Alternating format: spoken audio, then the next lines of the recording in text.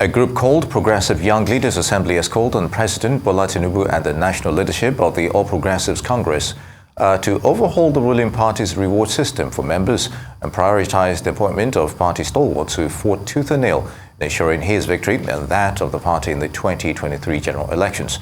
The group, which advised the president to do the needful to avoid his possible 2027 ambition being self-truncated, said they felt concerned that the ruling party seems to have derailed in the choice of appointment of prominent Nigerian politicians, particularly those who gave their time, physical energy, and hard-earned resources to support its victory in the just concluded 2023 elections.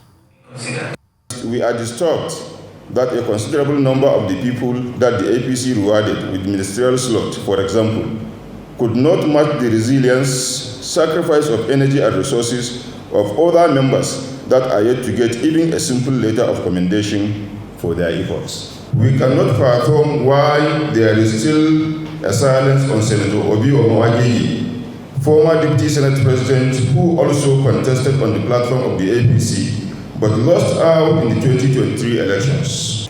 It is worrisome that Senator Aisha Binani, who is widely believed to have won her immediate constituency of Adamawa, imagined that she was the only female governorship candidate in the race, but nothing for yet. This is despite the fact that an average Nigerian believes that Senator Aisha Binani has a lot of value to add to the functions of this administration based on her track records. If we say, okay, we're giving people ministers based on their capacity as technocrat or whatever, for God's sake, I believe every Nigerian believes that Mr. Kayode Fayemi is also a technocrat. Professor Ben Aide is also a technocrat. In fact, so many of them are not only politicians, they are equally technocrats.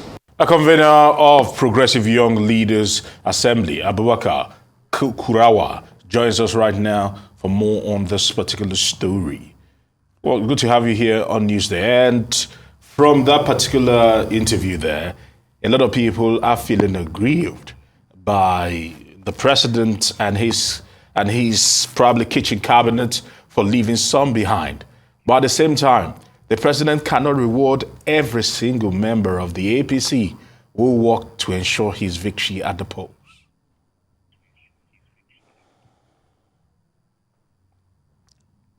Yes, good afternoon. Thank you for having me on board. Yeah, it is clear, as you said, that the president cannot reward each and every one of the APC members that actually came together to put their hand on deck to make sure that he succeed. However, we are not, even we, in our press conference, we are not actually asking the president to reward everybody. We are simply asking the president to look at the notable figures that actually contribute immensely to the success of this journey. All right, Abubakar, are you threatening the upper echelon of the APC that they will lose their political fortunes in 2027 if your suggestions are not carried along? Can you shed more light on that? Who are we to threaten the government? We are also members of APC, sir. The successes of APC are what we are looking forward to. We are simply calling the attention of the government and also the party as well to make sure that they fine-tune the reward system so that more people will be brought on board. We have people that have given a lot for this struggle. We have people that contested and lost. They have expended a lot of energy, commitment, resilience, and resources to ensure the success of this government. Some of them are not being recognized as we speak. Some of them have not been rewarded. And we are simply suggesting that if the leadership of the party, together with the presidency, will look into this, it will add more value to the party and also to the government. That's what we are saying. We are not threatening anybody, sir. All right, Abubakar, if the presidency and, of course, the leadership of the party looks into it and doesn't find any reason to heed your call, what comes next? As we said in our press conference, sir, we will continue. We are members of the party, but we are operating as a pressure group. We'll keep trying to make the leadership of the party, together with the presidency, understand the reason behind our call. We are simply trying to make sure that the party remain intact and remain under the same roof and continue to struggle together for the success of future elections. So we will keep on knocking on their doors until they listen to us. And we are certain at the end of the day, they will listen to us. All right, Mr. Kurawa, I would like to find out from you. Looking at these things closely, some would say that not directly, but indirectly, you might, your actions and this particular press conference might be knocking down and saying to the president that he hasn't made the right call in several positions. Because if he has actually appointed people, and these are still early days into his administration, and certainly appointments will follow, and you're saying that some people have been left behind, some credible people, in your own words, have been left behind. That is to say that the ones that he has chosen are not as good as those that have been left behind. Is that the case here? No.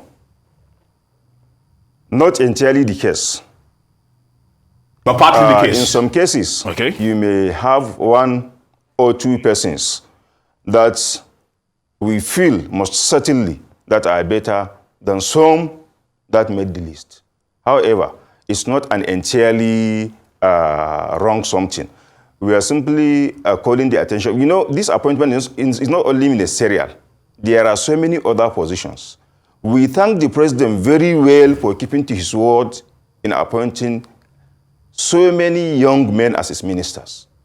We also thank the president immensely for also keeping to his word in bringing a lot of women on board.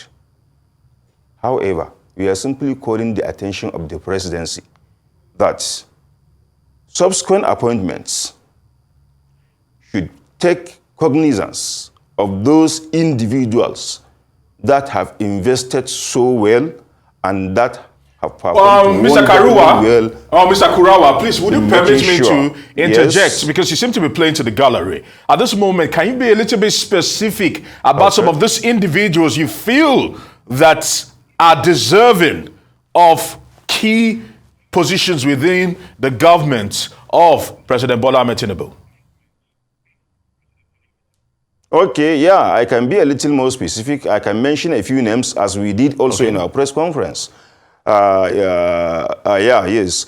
If you look at it, we have people that we believe that they have the capacity, the resilience, and the wherewithal to move the government forward.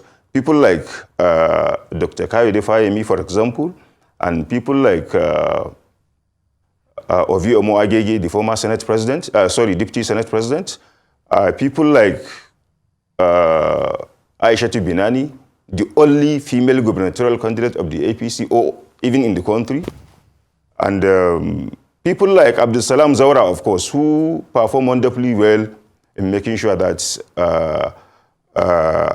although Tinubu couldn't have won Kano for obvious reasons, but the outing was really impressive because the figure of the vote was,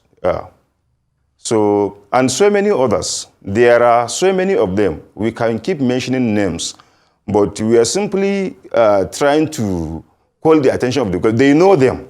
They know the people that play maximum roles. They know the people that give massive contributions. And I am certain they have not forgotten about them. We are simply trying to remind them, so to speak, in the second phase of the appointment, they should be considered. All right, Abubakar, in reminding them, and just before we go finally, are you speaking for these people because of the interest you have for the party, or these aggrieved people who felt they were left out actually approach you to speak for them? No, nobody approached. In fact, so many of them, I don't even know them, and they don't know me.